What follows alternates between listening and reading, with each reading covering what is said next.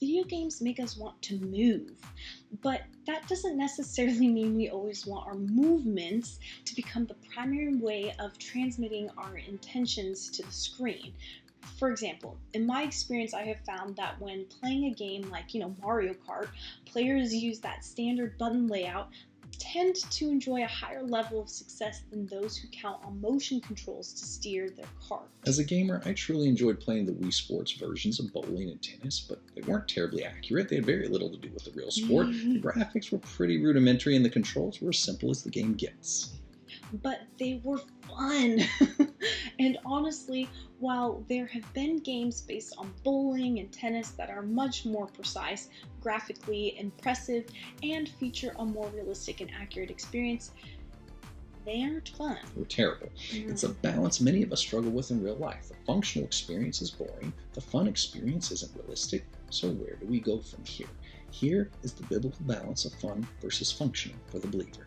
We should be thankful and joyful for the pleasures the Lord has given us in this life. He made everything from consuming food, laughing at jokes, exploring new places, learning new skills, enjoying his gift of romance and human sexuality, and all the other physical sensations we experience to bring us joy. He specifically designed the nerves in our body to demonstrate these feelings in ways that make us feel happiness and pleasure.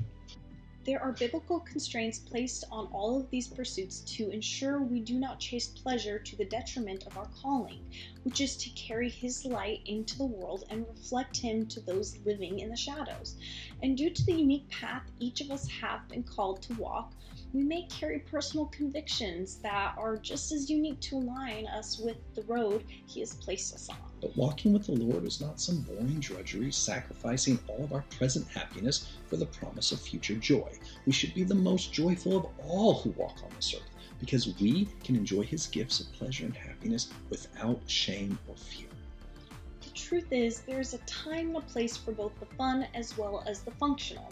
When it comes to tennis, I will gladly replace my controller with a Wii remote and enjoy the pleasure of waving my arms up in the air like I just don't care. But when I'm playing a Mario title, I don't really feel like trying to physically double jump around my living room every time Mario needs to hop over a pit.